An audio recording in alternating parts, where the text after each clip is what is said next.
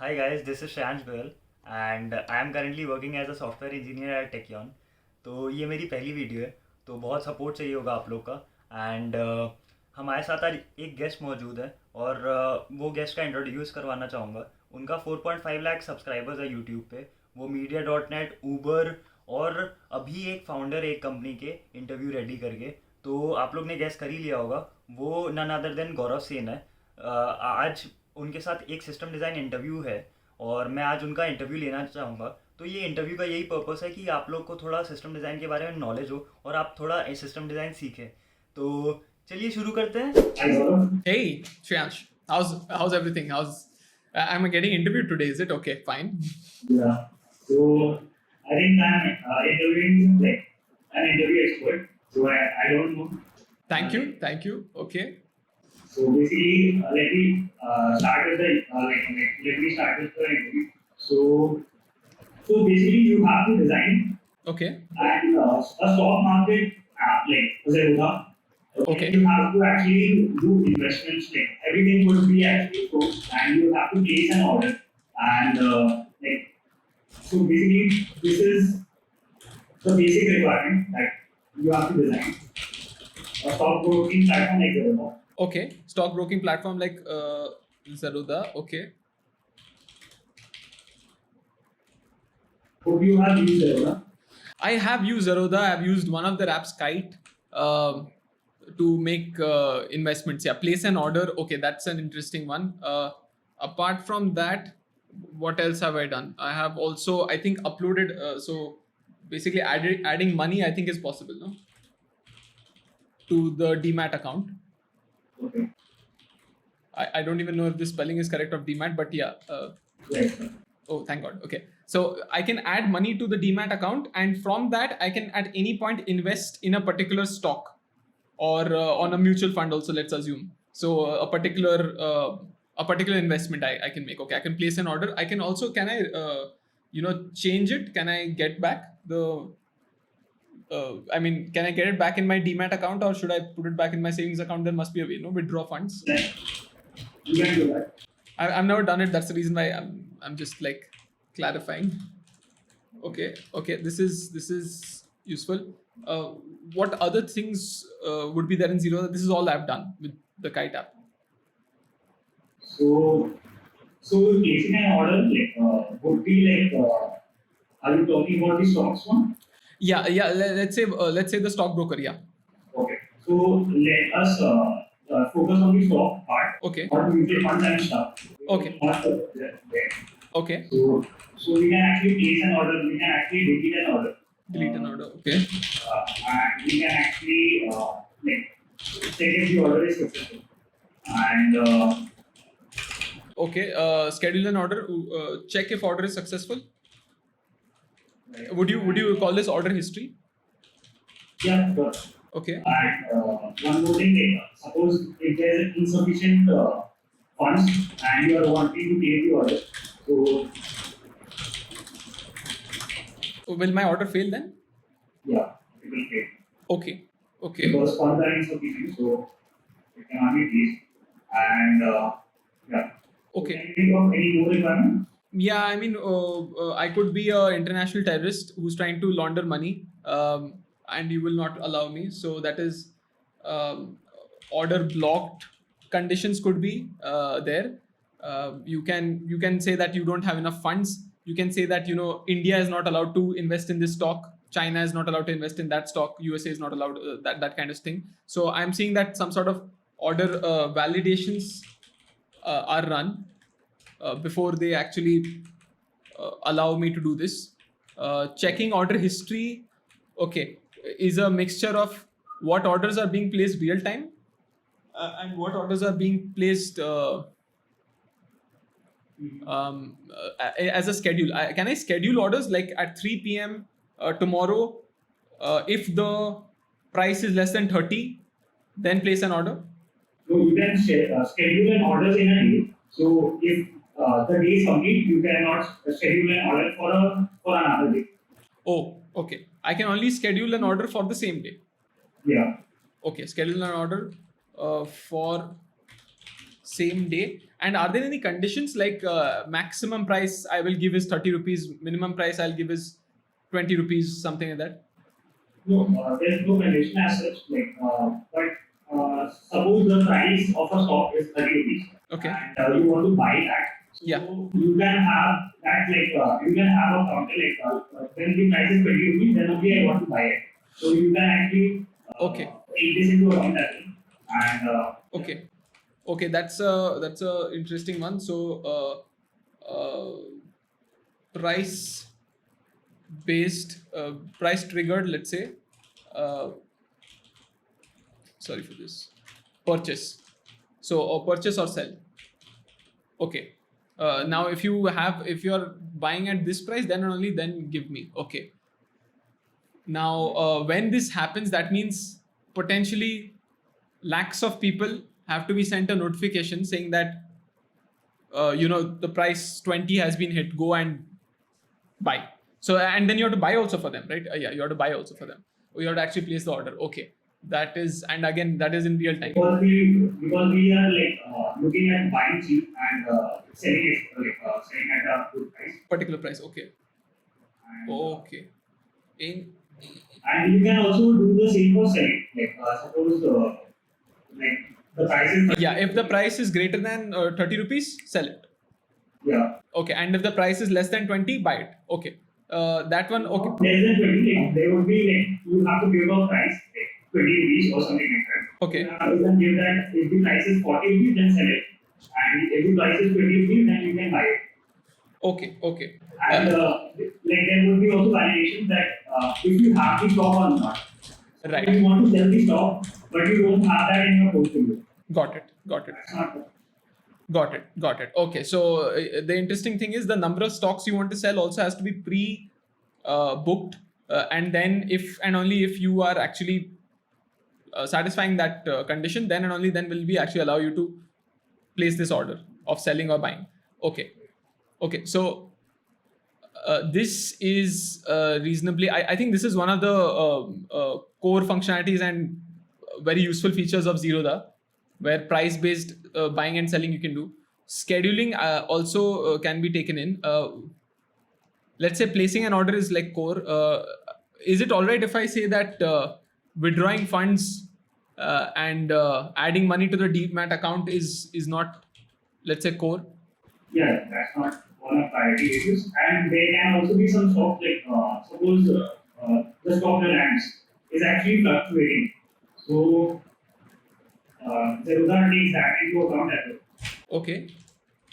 So, if it is fluctuating, is it that I should notify users that, hey, Reliance is fluctuating, maybe this is a good time to do some high frequency trading, or maybe this is not a good time to, are there notifications that you want me to send users?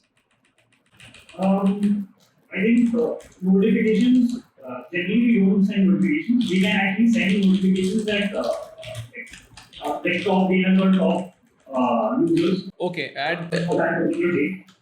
Okay, and end of day mail. So this is again not core, but okay, that's useful. Okay. And we can also have an authentication part. Okay. Authentication of the user.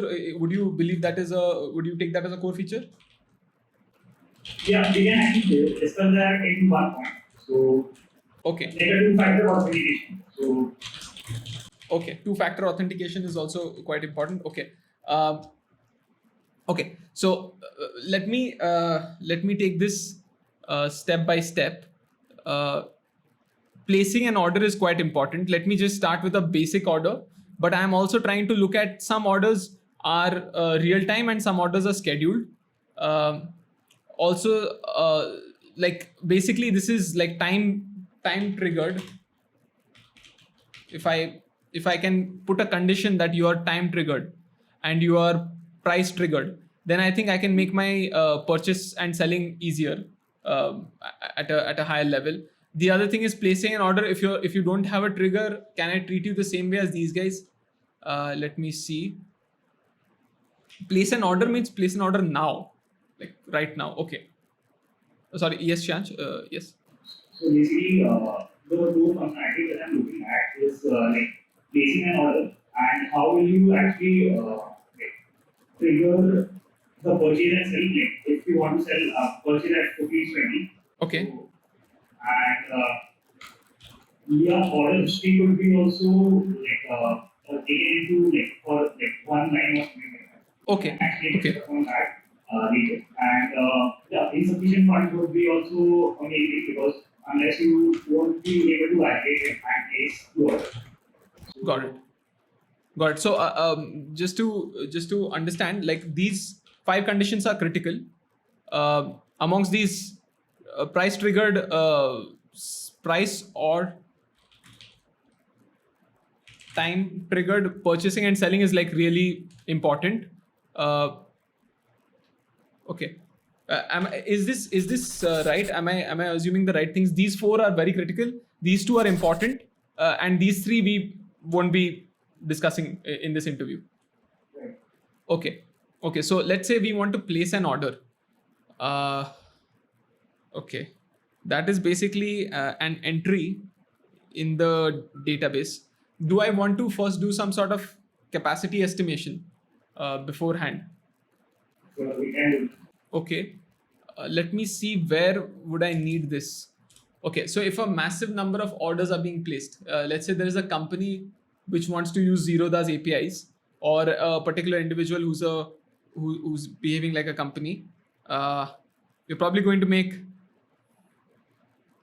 Okay, to clarify that, is Zerodha a customer-centric app, or do businesses also run their purchases through Zerodha? In the sense that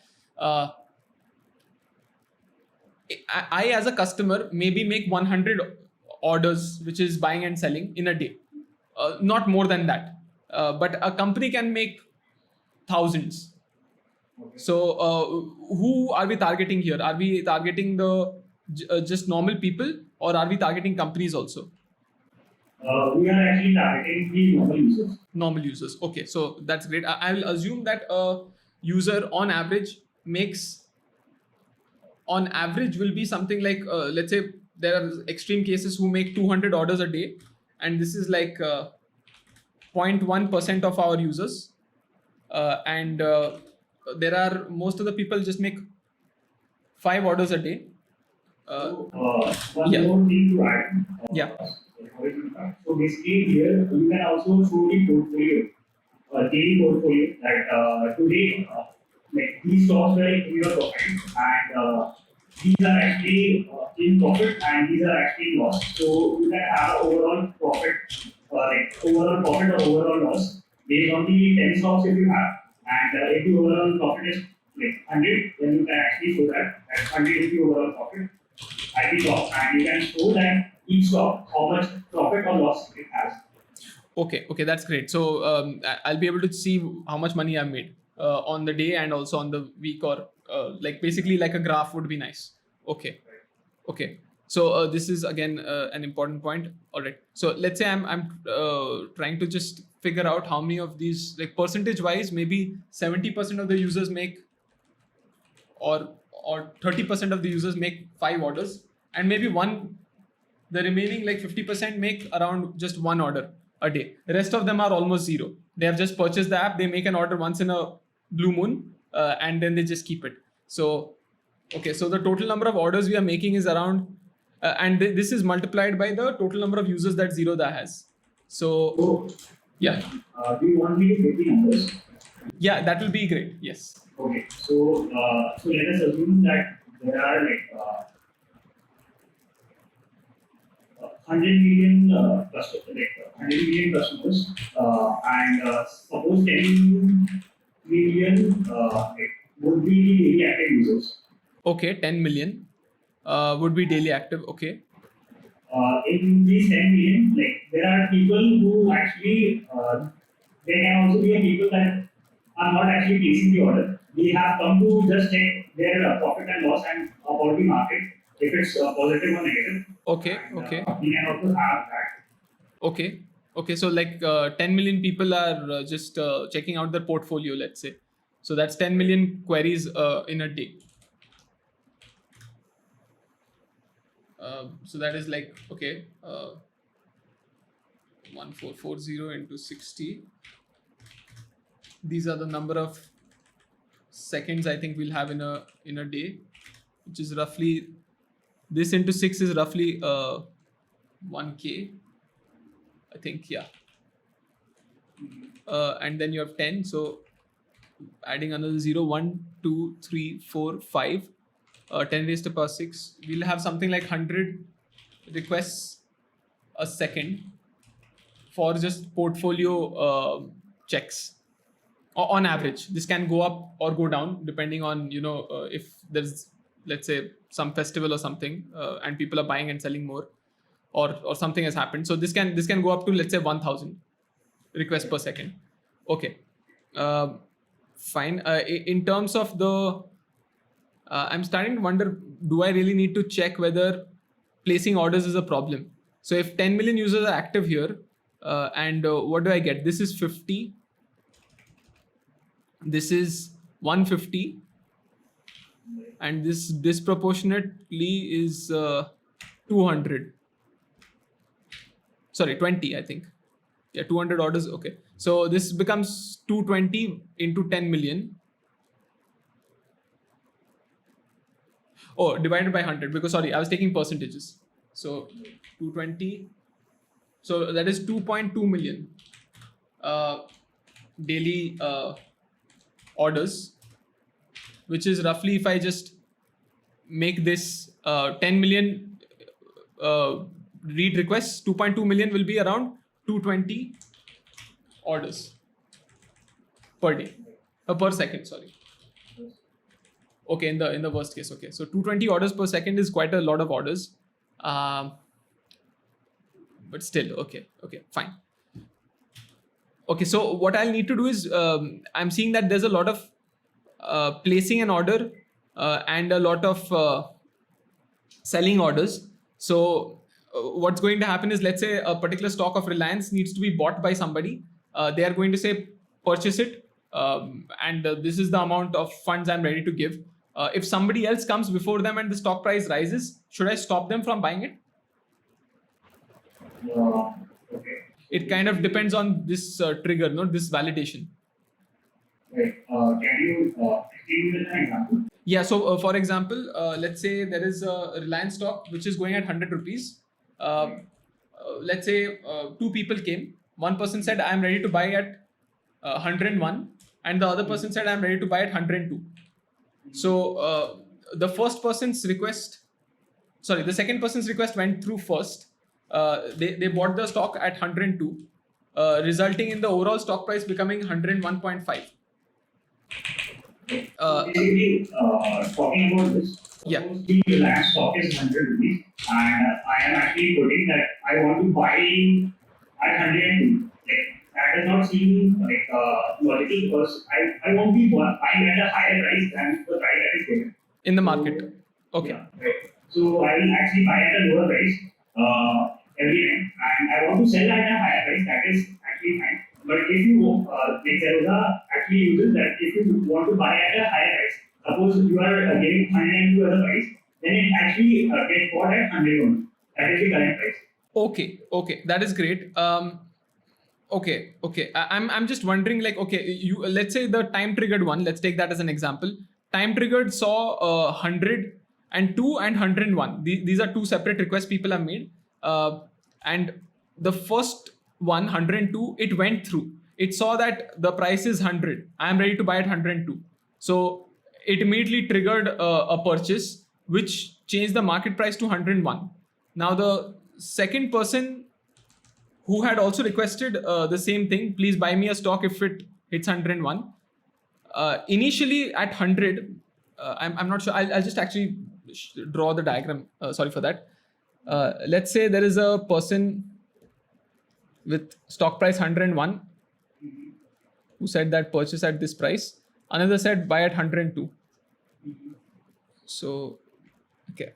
Now both of these orders go here to the orders service. Okay. Now what happens is, I get a notification, an event, that stock price has hit 100. So this is great. I then, sorry for this. Yeah. I then send notifications to both these people. So actually, I don't send notifications. I actually internally have stored their orders, 101. Sorry. 101 and 102. And now what I do is I pick up this order first. For some reason, this runs through first, and the stock is bought. Now the market price now has become, So, okay, yeah. We are not considering this like fluctuations in the market. And Okay. so basically, here, suppose like the person, suppose you are a user, you would obviously want to buy at a cheap rate, not want to buy at a higher rate. And actually, fluctuations also are actually dependent on many things. It can be a parameter of depending on fluctuation, but we like this is the extreme case. So we won't be considering this. Okay, that's great. So what I'll do is I'll let me assume that won't happen. Well, okay, let's assume that won't happen. Let's assume that the price which comes, I can buy at the same price where I got the event. Okay, so going back to the diagram. Okay, placing an order then is quite simple. I am basically, if I have to place an order, there are a few parameters I'm taking. What is the time at which the order was placed? What is the price at which I want to purchase or sell the stock? And the stock ID. Okay. And the amount of stocks. Okay. So now all the validations come in. Validations will be, if I have do I need a separate validations engine? So in the order service only, if I have something like, let's say I go over here.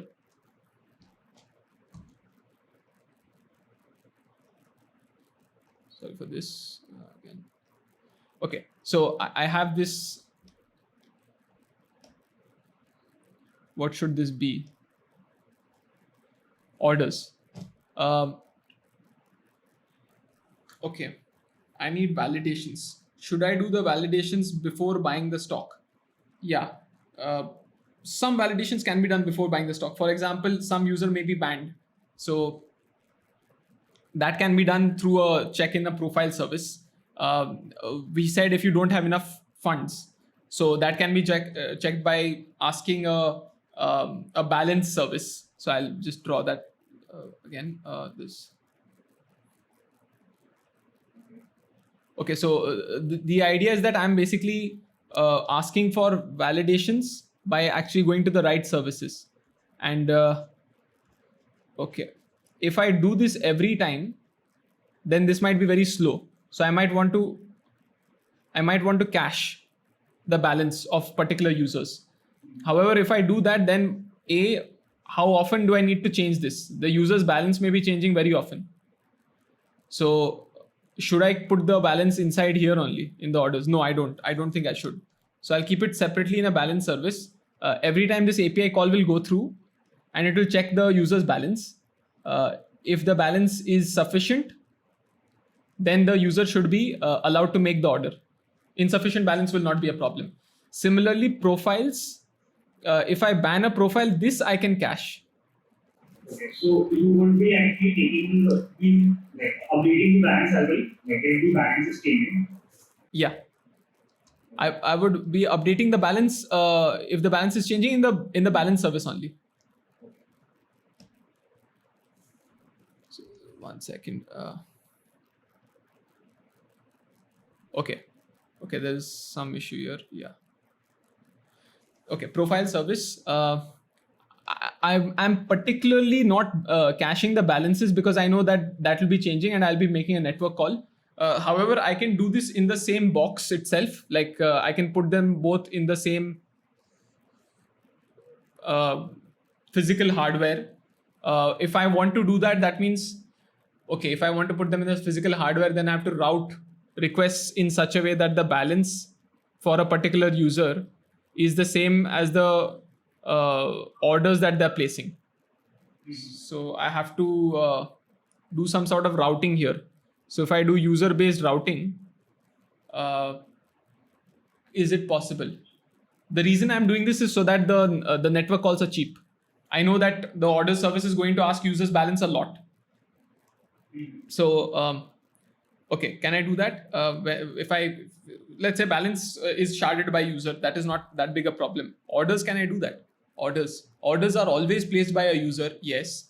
If I shard it by user, yeah. What if one box goes down? I can use something like consistent hashing to reduce the data migration if a box goes down. If a new node is being added, then the node addition or deletion can be handled by an algo like consistent hashing.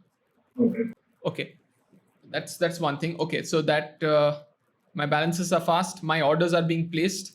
The validation is happening from the orders service. So if I go back to the original thing of order validation, seems fine. Placing an order also seems fine. If I have an order service, I just go and I basically the order service is just storing it in the DB, its own DB. Okay, so this places an order. Now the more interesting types of orders, which is price or time based ordering. Deleting an order also, I'm assuming, is pretty simple. All we need to do is we need to go to the same service and just say delete this order. So if it has not executed, then it is deleted. And I'm assuming that the order service is the one which executes this order. So any deletion request is going to be removing that order, and therefore I won't be processing it. Okay. So now daily portfolio pay will come later. Price and price. How do you do this? Okay. Now the orders table can be in this way. You can have. So one more thing. Yeah. Are you using consistent hashing for doing the order management stuff? No, I'm actually using consistent hashing because over here I want the balance and the orders services to be placed in the same boxes. So the only way I can do that for every user, like basically if a user comes and says place this order for me, the order service will make a network call to the balance service because I want continuously changing balances.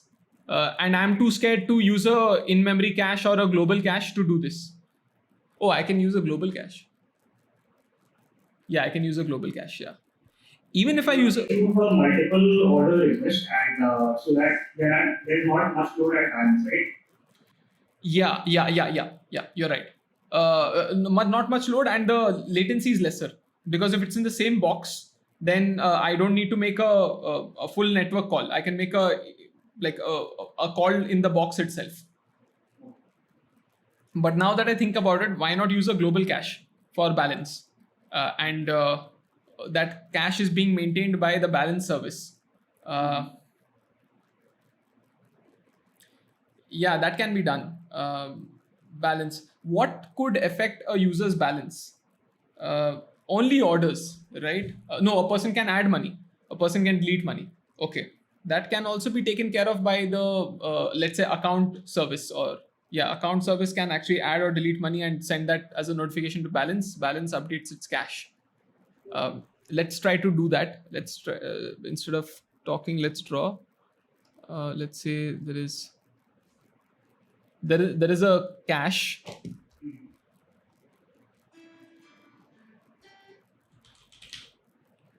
Okay, and the order service uses this balance cache to get balances. The balance service actually stores user to balance mappings in this cache. That takes away a lot of the complexity. I don't need to do consistent hashing anymore. and I also don't need to particularly send users to a particular place. I mean, the cache key is user, and the cache value is balance. Okay. Yeah, I think this is, yeah. Okay, so this is the cache key and the value. Balance service is handling that, and orders is actually using it. Okay. Okay. Using a global cache is still going to need a network call, but yeah, it simplifies the system, I think. So I can get rid of this. Okay. Okay. Let us focus on the Scheduling. Yeah. Yeah. Okay, how do I make it make triggers? So one simple way would be to actually use a cron job, but let's not do that. Okay, I'm basically assuming that there are events Okay. which are being sent to Kafka. Okay. So and these are two types of events. There is, sorry for this. There is one type of event which is time based, and one type of event which is particular trigger. Like basically, the triggers are events for me. What this means is, okay, let me. Okay, who is sending these events? One of them is a cron job. So maybe every 5 minutes or 10 minutes, I need to send events. So a person might say at 3 o'clock, do this. So when a user actually sends this thing, there's a service. I won't call it cron service, but I'll call it, let's say, scheduling service, which actually makes an event and persists it to Kafka. So okay, that is one type of event. The other one is there is a triggering service, or maybe the same service can do it, the trigger service here. It says that if a particular action happens, if the Reliance stock goes down by 30, hits 30, then send an event. Okay, this will fail. This will not work because people might say 30.5 paise. Right. Yeah. So, yeah. Sorry. so instead of so basically, here you have to think of how you will. So there are two cases here. Yeah. One is buying and one is selling. So the buying would be like you have to have a low trigger in buying, and selling would be a high trigger. So can Yeah. you think on that basis? Okay. If there are low and high triggers,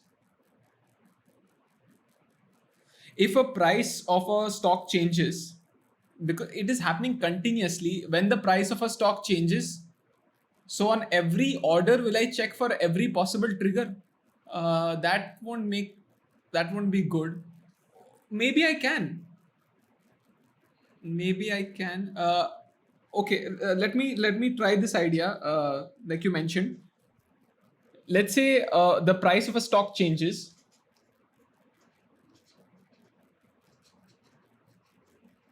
So on every order or something like that, I mean every stock change, price change, we actually send this trigger to this event. Okay, now amongst this stock change has basically triggered an event. I need to get to my users, get to all the orders where this stock price, this particular stock, has been asked to be bought or sold for this particular value. So maybe writing it is easier. I'll just stock price equal to 30. Let's say. Okay, so new stock price is 30, let's say. And then we have like triggers. The triggers are something like greater than 30, greater than 28. Okay, and always selling is lesser, so lesser than 32, and lesser than 29. Okay, so which are the things which actually satisfy greater than 28 and lesser than 32? Just these two. So how can I get these? How can I tell that this event is relevant to these two triggers? That is the question. Like, let us say that on every stock price change, I get an event which is triggered. It goes into Kafka. Kafka then sends it to a particular service, which is a triggering service, or the order service, let's say. The order service looks at all the orders which have been asked to be placed. If it is a time-based order, it's quite easy. In the cron job only, we can send that event and say, now fire it. And the validations will take care of it. But for this conditional price condition, we have to look at the new stock price and the conditions which satisfy greater than 28, less than 32. Okay, so how can we do this? So I can break this down into two types of triggers. One is less than and one is greater than. So let's say these are the two types of triggers. So here, one more thing that I would like to mention. Yeah. In a day, there can be a lot of things that can happen. Like the stock price could be 15% at a 15% high, or it could be like 20% low. So Okay. that can also be like it can have that. Like suppose I am actually taking a stock price that is of 30, and I know that this will go till 20. Okay. So I have a limit of 20, and when it comes to 20, it will automatically get fired. Like within my portfolio. Okay, so let's say you have a stock price less than equal to 20, right? And the stock price, you knew that it's going to hit 20 sometime. So this is 19.99. Okay, right. So this should trigger at that time. And in fact, there are people who have said that, if it is greater than 17, please sell the stock. So this should also trigger. Like we have to give a value to it. Like if it's 17.5 or something like that, we Yeah. can give like greater than 17 or something like that. Oh, okay. Okay. So this makes sense. If it is greater than 17, then buy at the market price. You're saying 19.99. No, actually, greater. We cannot give the value there in the Zerodha. So if I want to buy a stock that is 30 rupees, and like I have to give a precise value. If it comes at 20, then only it will get bought. Or if it's less than 20, then only I can buy it. Okay, so that makes sense. Let's take these two conditions: sell equal to 17, right? And buy equal to 20. You gave only one value. At this point, the person will buy the stock at a price of 19.99. Is that assumption right from my side? Right. Okay, and then you also have the person who will sell the stock at 19.99. They'll not make a loss. Zerodha will be nice to them, and instead of selling it at 17, they'll sell it at 19.99. Right. But the conditions will still be triggered in a similar way. Like 17 has to be less than the current stock price for this trigger to be satisfied. So for me, it is anything greater than or equal to 17, then I sell. And for me, anything less than equal to 20, then I buy. For me as a programmer or as a seller, I say anything less than 20, buy it at market price. And anything greater than 17, sell it at market price. That's what we are saying. So, like few things that I am focusing on. Sure. Basically, suppose the stock price is 20, there will be two types of customers. That is, like they want to buy instantly at 20 rupees, and some would be actually waiting for it to be less, and then they can buy it. So there can be two types of customers. So you have to handle both. And in selling also the same. So we can like break it into active machine engine and passive machine engine. So passive will actually come at the time when the price is actually tagged. Okay, and they'll give you a consent. They'll give a consent and then only buy, or is it like auto buy? Yeah, they will actually have a value, and then only if that value reaches, then only you have to buy. Okay, and the number of stocks also you'll have to mention. They'll have mentioned beforehand. Okay, Okay. So Shreyansh, just to understand, like if I'm getting this right, they mentioned a particular value. That value has been hit.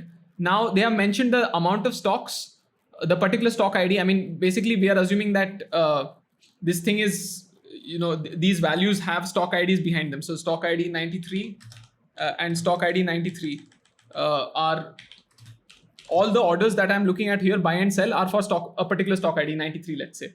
So uh, that's the stock ID. The amount of stocks also has been mentioned for that particular order. The price is what I'm looking at. Can I have an index on the price for selling? These are the values which are being stored, and for buying, these are the values which are being stored. All I have to do is get me all the values less than 20.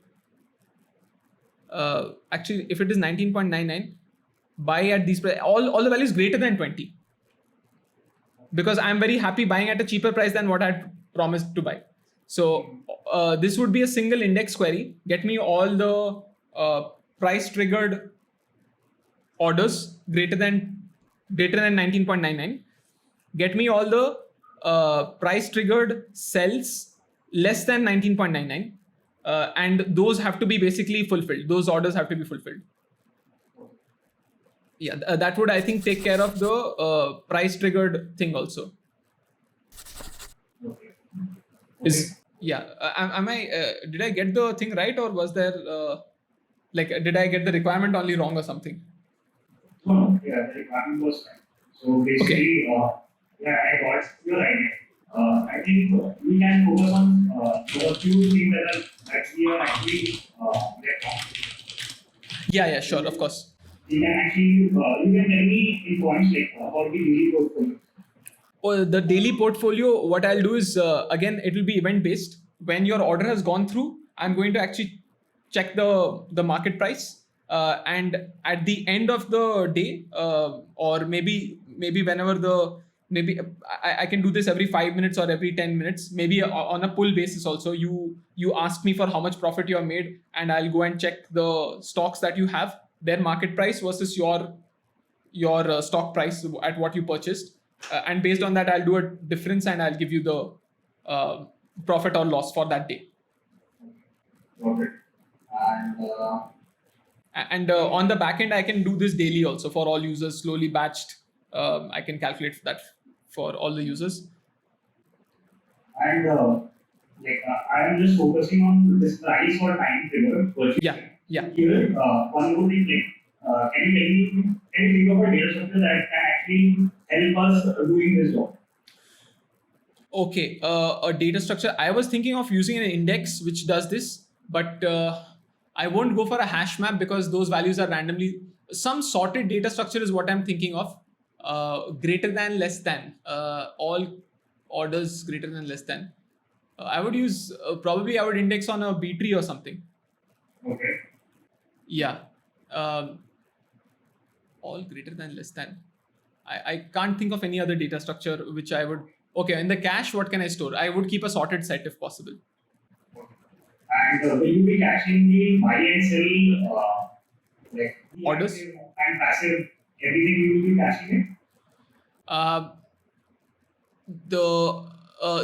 No, I'll just be caching active stuff.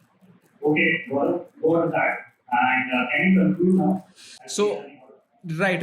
At a very high level, we are basically allowing users to place orders through an order service, which checks, does validations through profile service, balance of every user. I'm trying to cache user balance in a global cache. Again, a profile service also can cache the user's profiles in a user cache. Once we have these validations set in place and people can actually place orders, which is basically making an entry in the DB that this many has been bought for this particular user, then the rest of the architecture is basically an event-driven architecture where when an order is placed, there might be a change in price. The change in price triggers an event which goes to let's say a trigger service or a basically a purchase service or a sell service, that checks whether this price is satisfying any of the conditions, buy or sell conditions, which are already placed here. So in case it does satisfy that condition, it sends a request to the order service to actually buy for a particular stock ID, number of stocks at this price at the time that it was sent. In case the price fluctuates again in the order service, by the time that you had a 19.99 buy, and then the price fluctuates to, let's say, 20.5, then you fail the order again. Okay. Yeah. I don't know whether this is a very good idea because this is a very fixed price. I would normally like to give a range so that otherwise their orders will not go through. The price will keep fluctuating. So yeah. Okay, got it. I think that is fine. And for the logs part, are you taking something into account For the portfolio or for the logs? for the user logs, like the user history or the amount that we have taken? So Yeah. So is that you are thinking of? if I have to store the user's history on a daily basis, then I will probably store it in something like Elasticsearch, where I can aggregate on particular metrics, like on date I can aggregate and then tell them what is the profit or loss easily. I can, yeah, it's good for aggregations. It's good for searching. Yeah, I would probably go with something like Elasticsearch. Okay. Okay. Okay. All right.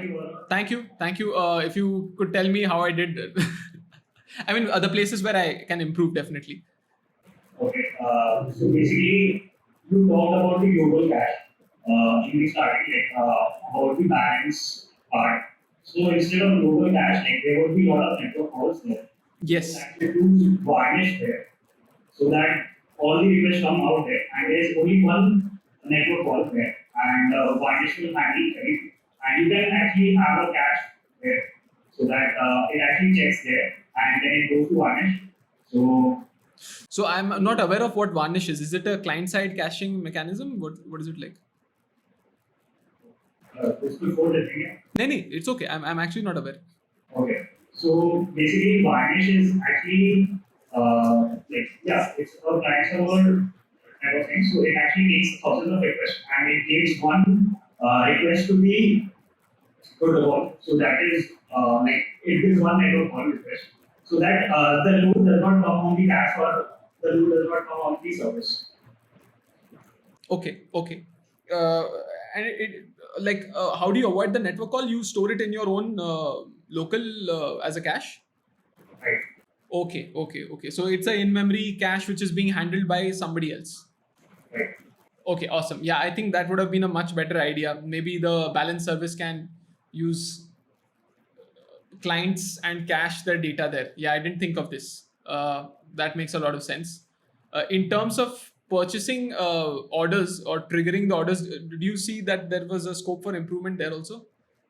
Yeah. So talking about that, so basically, I will talk about the data structure that you were actually looking at. So the data structure that you were actually looking at was BP, and I think that was fine. So basically, we can use heaps for this, like min heap and max heap. Min heap for actually selling it, and max heap would be for buying it. So that could be actually used for both buy and sell transactions. So yeah, that would be one of the things. And for the trigger part, like for the trigger part, we can actually have a routing table, like routing. We can also have a time series table where actually for a particular time, we can say that this particular entry is at this particular time, so that we can actually retrieve like for the same day. If I want to check the same events, so that may also be helpful. Okay. I'm actually interested in the heap part. Like, that's interesting. So the heap is like a priority queue. You have the max on top, and then you can keep polling, and you're doing this really fast in order one. But I'm not seeing how we can use it here. Is it that? Oh, okay, because you have it sorted. Right. Oh, okay. And you want to take orders one by one till they become greater than Yeah. 19.99. They will be having like the while it would be like a replacing order. Yeah, 32, 29, then 20, and then you're stopping. Okay. You don't need a sorted thing. You just need a heap. That makes a lot of sense. Yeah, and sell would be like many, and I could be maximum. Yeah. You would have it. And for the bigger part, like basically, as I said, that there can be active and passive. So active machine engine and passive machine engine. So basically, we can have a database like a factor to actually have all the stored there in Excel. So Yeah, that makes a lot of sense. Yeah, this would have really, I think, also the heap can be populated in the background. You can actually, while you're pulling out elements, you tell that, hey, I'm also, go and get from the database the newer elements. So you can keep this in the cache, and this cache is like, yeah, this would have made it much faster. You know which elements to keep. Which would have, so you're going to keep a heap for pretty much every stock which is out there, or maybe for the popular stocks. right. Okay. Or the order that we have actually based on the user. Okay, so if I say buy at 25 and buy at 20, but why would it be order time based? Why would it be based on the order that I have placed? It should be prices, right? Prices is good. Yeah, prices is fine. Okay. I'm actually okay. That's a really good idea. You have heaps. Maybe in the database also, if you want to keep it as a heap, that might make things faster. Right. Okay, yeah, that's really nice as a priority queue or something. Okay, wonderful, awesome. This is brilliant. And then you can use a priority queue already, which is like Kafka or something. Maybe different topics would have handled the thing much better, I feel, instead of a database, instead of a B tree. Yeah. This is great. The other thing that you mentioned about buy and sell, that there was another place where you mentioned that there can be an improvement. Validations, was it? No. Price, time, daily portfolio. I think the price time was good. Like we could have a standard database where we can actually have active and passive users. So basically, active machine and passive machine would be like active would be like suppose the stock price is at 20 and I want to buy at 20 rupees, so the order will be placed instantly.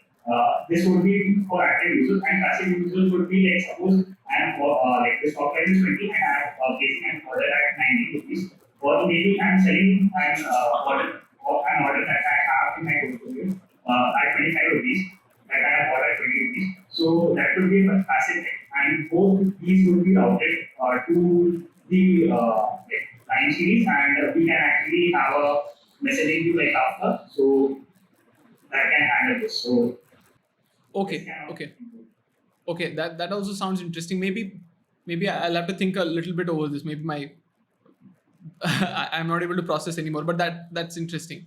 Yeah, no, definitely huge improvements can be made in terms of the data structure chosen here, and definitely another big improvement is the caching strategy that I came up with. Like, I think I kind of got distracted that, hey, I need to reduce speed instead of just thinking, can I get rid of network calls only? My fear, I think, here was that can the balance service like quickly give updates? But having said that, Varnish or some client-side caching would have probably taken care of that, and you need some caching, otherwise nothing's going to happen. Cool. This is great. Thanks, Shreyansh. Overall, like out of, let's say, if you have to objectively say out of 5 stars in technical skills, in design, and in communication, what would you give me? Like, you can be totally honest. If it's 1 in all 3, that's totally fine. If it's 5 in all 3, then I know you're lying. But okay. So basically, communication was very good. Okay. When we come to the communication, you were actually responding and you were actually taking initiatives and talking. So I would give 4.5 out of 5 Okay. in communication. Okay. And talking about the system design. So you were actually deviating to some of the stuff out there. So basically, I would give you like in the range of 2.5 to 3. 2.5, okay. And talking about the coding part, That yeah, like if you have to say design skills is, let's say, 2.5. In case of technical skills, if there was anything technical in this that you would like to, like, for example, out of the three parameters. yeah. So the technical part would be like 3.5. 3.5, okay, so that would be roughly 6 plus 4.5, that is 10.5 out of, so on a rough basis this is something like 3.5. So somewhere, like, could be not a direct fail, but not a direct pass also, which is fine. I think there's a lot that I can improve on, especially in terms of, even in terms of technical skills. I think you were quite generous, because the data structure could be improved on. One thing we have to remember is, yes, this was a 45-minute interview, but having said that, I think I wasted a lot of time here itself, thinking about how do I take care of balance, uh, while I should have thought of caching before I thought of reducing network calls. So this is good. Awesome. Thank you so much, Shreyansh, and looking forward to doing this again.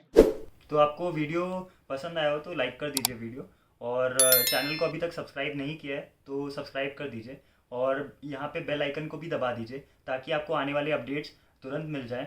और ये आपको अगर content पसंद आया हो तो मैं ऐसे ही कंटेंट लाऊंगा ताकि आपको वीडियो से कुछ सीखने मिले और कुछ वीडियो इन्फॉर्मेटिव रहे। तो चलिए मिलते हैं नेक्स्ट वीडियो में।